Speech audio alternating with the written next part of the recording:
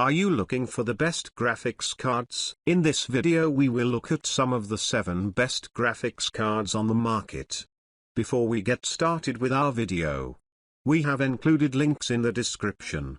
So make sure you check those out to see which one is in your budget range. Number 1. Nvidia GeForce RTX 4090. There's nothing subtle about Nvidia's GeForce RTX 4090 graphics card. It's a hulking great lump of a pixel pusher, and while there are some extra curves added to what could otherwise look like a respin of the RTX 3090 shroud, it still has that novelty graphics card aesthetic. It looks like some semi-satirical plastic model made up to skewer GPU makers for the ever-increasing size of their cards. But it's no model, and it's no moon. This is the vanguard for the entire RTX 40 series GPU generation and our first taste of the new Ada Lovelace architecture. On the one hand, it's a hell of an introduction to the sort of extreme performance Ada can deliver when given a long leash. And on the other, a slightly tone-deaf release in light of a global economic crisis that makes launching a graphics card for a tight, very loaded minority of gamers feel a bit off. But we can't ignore it for this guide to the best GPUs around simply because, as it stands today, there's no alternative to the RTX 4090 that can get anywhere close to its performance. It's unstoppable, and will stay ahead of the pack as we now know AMD's highest performance graphics card, the RX 7900 XTX, is well and truly an RTX 4080 competitor. Number 2. Nvidia GeForce RTX 4080. The Nvidia RTX 4080 is another speedy graphics card. It bloody should be for $1,200. And when you take DLSS 3 into account, you are getting on for twice the performance of the similarly priced RTX 3080 Ti from the last generation. Seriously, frame generation is black magic. But reviewing the RTX 4080 is tougher than being Jason's spatula wrangler. Though it's a lot more straightforward now, there's only a 16GB version and it doesn't come with some additional 12GB half-breed trailing it around. During a time of extreme economic difficulty and uncertainty across the globe, it's not a great look for both the main GPU makers to reveal their next-generation graphics cards with the starting price being $900 at best. There will be arguments the $1,200 RTX 4080's performance over and above the RTX 3080 Ti renders it an unqualified success. But I have thoughts on that, too. The RTX 4080 comfortably outperforms the similarly priced cards from the previous generation, most notably the $1,200 RTX 3080 Ti, and therefore is really hitting that gen-on-gen performance uplift we crave. But neither these GeForce cards should ever have been a $1,200 GPU. Number 3. AMD Radeon RX 7900 XTX. Our review RX 7900 XTX sample suffered from an issue with GPU hotspot. Temperatures exceeding the normal expected range under load. We've since been in contact with AMD about a replacement for retesting, which we've since received, but unfortunately we've had the same issue strike again. Fun. You can check out our reviews for the ASUS TUF Gaming Radeon RX 7900 XTX OC Edition and Sapphire Nitro Plus RX 7900 XTX Vapor X, as these cards are entirely unaffected by the issue and better show what sort of performance you can expect from this card's spec. Still, the AMD Radeon RX 7900 XTX has a lot going for it. We're used to seeing GPU generations that arrive on smaller process nodes, redesigned architectures, larger caches, reworked shaders, more memory, the list goes on. But all of that, all at once, that's what our DNA 3 delivers. The whole lot in one fell swoop. The RX 7900 XTX is a superb 4K GPU at its original $999 price tag. It's ruling its own segment of the market, and it offers a significant performance boost over what RDNA 2s could muster in the $1,100 RX 6950 XT or $999 RX 6900 XT. It's expensive, but not any dearer than the card it replaces. Number 4. AMD Radeon RX 7900 XT. AMD's Radeon RX 7900 XT is a slightly slimmed back version of the Navi 31 GPU and the company's top graphics card,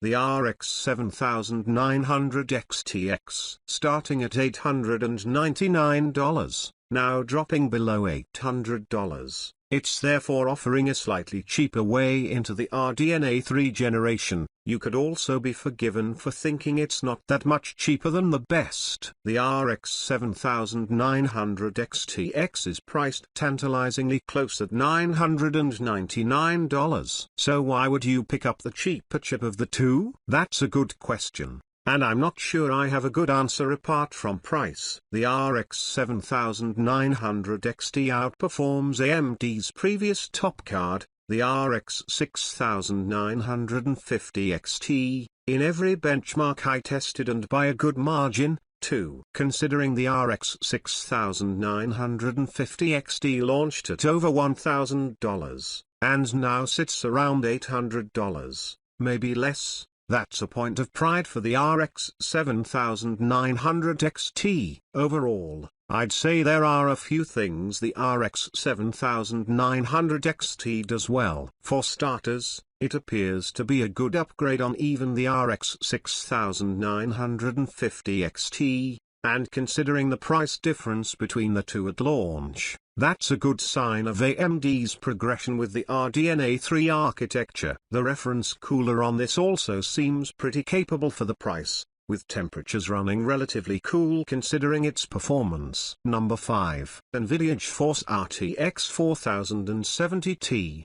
The unlaunching and subsequent rebadging and repricing of the RTX 4080 12GB was the best thing to happen to this third-tier ADA GPU. Now and forever to be known as the RTX 4070 Ti, this is the card that now makes it impossible to recommend AMD's RX 7900 XT. Possibly the most impressive thing to say about the RTX 4070 Ti is that very regularly it's level 2, or faster than an RTX 3090. When you think that's the $1,500 GPU of the last generation that looks like a great gen-on-gen uptick in performance, especially when that's at the top 4K resolution. What may be less exciting is that, when you're just talking in straight rasterized gaming terms, it's not a whole lot faster than the old, cheaper RTX 3080 10GB at 4K. It is faster, most especially when you bring those third-gen RT cores into the equation,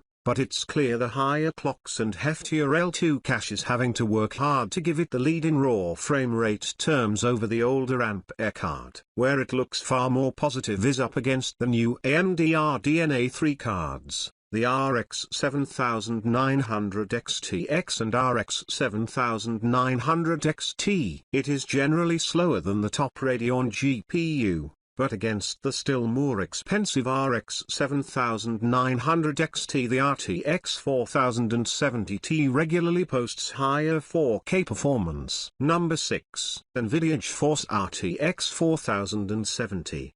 The Nvidia RTX 4070 is a $100 cheaper RTX 3080. That's the easiest, but probably also the most facile, way to describe the Green Team's graphics card. This is the fourth entry in the notoriously expensive ADA generation of GPUs, and in standard metrics performs as well as the fourth-tier card from the Ampere lineup. On the face of it then it's just a cheaper chip, but it's not just that.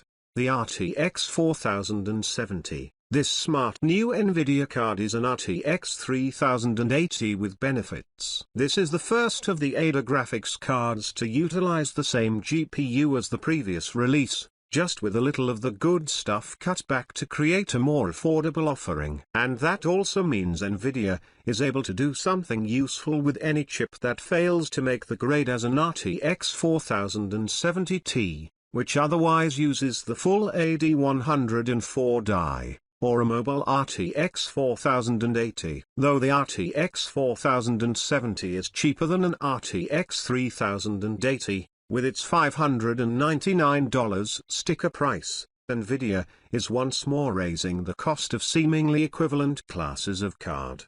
The RTX 3070 of the last gen came in at $499, which means realistically this new GPU is effectively replacing the similarly $599 RTX 3070 Ti. This almost inevitable shift in the price tiers takes a touch of the shine of the RTX 4070. But there are many other reasons why I'm still a fan of this new card. RTX 4070 is like a proper graphics card. It's not some monstrous hulk of socket-rending GPU. It's a modest card the size of its RTX 3074 Bear. That makes it a rather cute-looking thing. Well, in terms of scale anyways, that brushed aluminum Nvidia Founders Edition frame still looks pleasingly serious. Number 7. AMD Radeon RX 7800 XT. There would have been a time when we'd have balked at calling a $499 graphics card mid-range.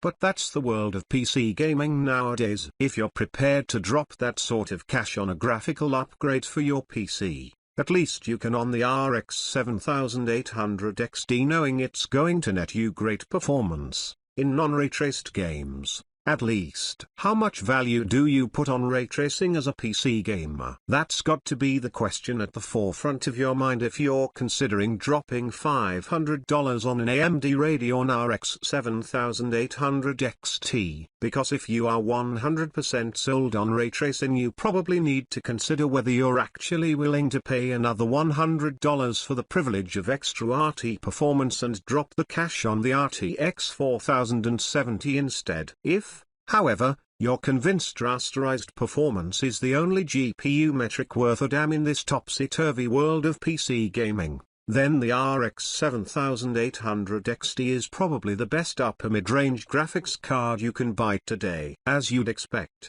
and probably hope from a $500 graphics card, the RX 7800 XT makes an outstanding 1080p GPU. It's only in the uber ray-traced environs of Cyberpunk 2077 that it fails to top 60 FPS at the tippiest of top graphics settings. Throughout the rest of our benchmark gauntlet, the card is able to top 100 FPS and actually mostly on towards the 144 FPS you'd want for a high refresh rate monitor.